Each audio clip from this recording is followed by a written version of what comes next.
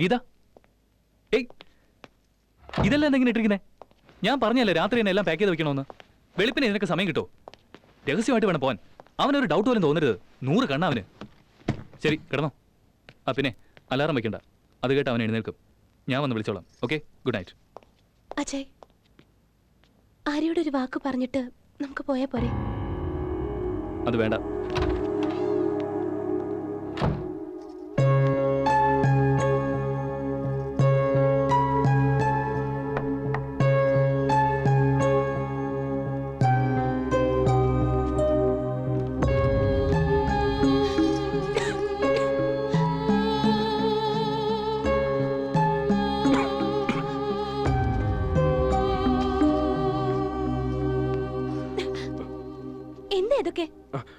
ഓ, ഞാനില്ലാതെ Ajay cigarette വലിക്കുന്ന എങ്ങനെയാ? ഞങ്ങൾ പകുതി വെച്ചല്ലേ വലിക്കാറുള്ളത്. അതുകൊണ്ട് അവന് ഓസ്ട്രേലിയയിൽ ബുദ്ധിമുട്ടുണ്ടാന്ന് കരുതിയാ. ഇത്രയുണ്ട്, ഇത്രയും.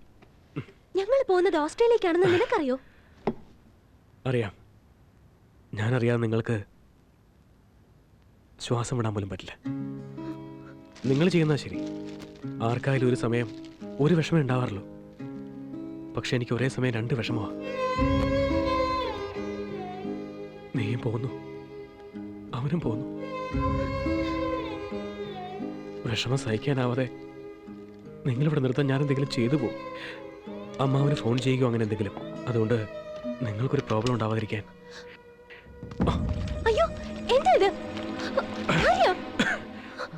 പേടിക്കണ്ട, സ്മോൾ ഡോസ്. നിങ്ങൾ രാവിലെ പോകുന്ന സമയത്ത് ഞാൻ ഉണർന്നിരുന്ന അതൊരു ബുദ്ധിമുട്ടാവും.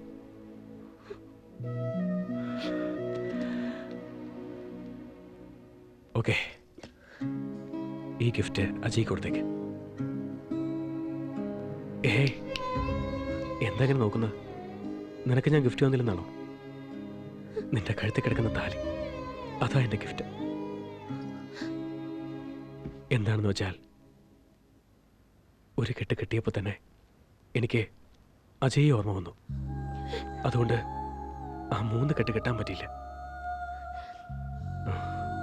3 കെട്ട് നിങ്ങളുടെ ആചാരപ്രകാരം കിട്ടാത്തതുകൊണ്ട് നമ്മുടെ കല്യാണം ശരിക്കും നടന്നിട്ടില്ലെന്നാ.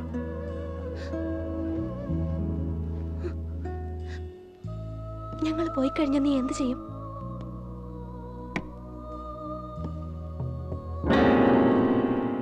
എന്ത് ചെയ്യാനാ? ഒരു ലവറായിട്ട് നീ എന്നെ ഒരിക്കലും കണ്ടിട്ടില്ല. ഒരു ഫ്രണ്ടായിട്ട് അവനും എന്നെ കണ്ടിട്ടില്ല. പക്ഷെ എന്നെ കണ്ട ഉടനെ ഒരു മരുമകനായിട്ട് കണ്ട ഒരാളുണ്ട്.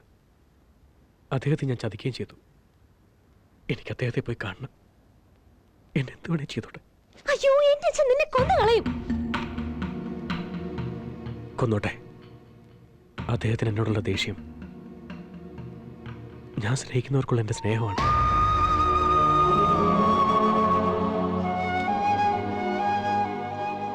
ശരി ഗീത, ടൈം ഒരുപാടായില്ലേ? Bye, have a nice life.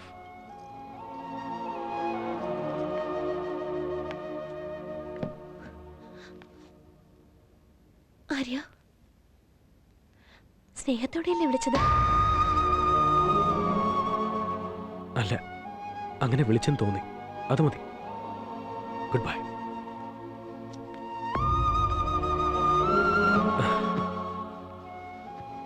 Geetha, ഞാനൊന്ന് ചോദിച്ചോട്ടെ.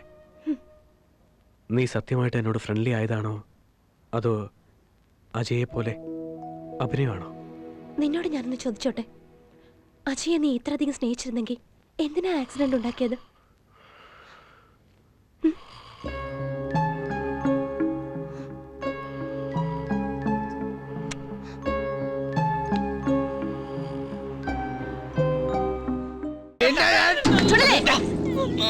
നേരം വെളുക്കണേന് മുൻപ് കള്ളം കുടിച്ചു വന്ന് ഭാര്യയും മക്കളെ അടിക്കുന്നു. നാണം ഉണ്ടോടോ തനിക്ക്? അത് കണ്ടു രസിക്കാൻ കുറെ ആൾക്കാരും. നോക്കു ചുള്ളേ, നീ ഈ കാണിക്കുന്നത് വലിയ മിടുക്കായിട്ടൊന്നും നീ കരുതണ്ട. പെരുവഴിയിലിട്ട് ഭാര്യയും മക്കളെ അടിക്കുമ്പോ അത് നോക്കി നിൽക്കാൻ ഒരുപാട് ആൾക്കാരുണ്ടാവും. ആ കാശിന് ഈ കുട്ടികൾക്ക് എന്തെങ്കിലുമൊക്കെ മേടിച്ചു കൊടുക്ക. കൊള്ളാമല്ലോ കക്ഷി. എപ്പോഴും മുഴുക്കൊടിയ. ഇന്നലെ രാത്രി 12:05 വരെ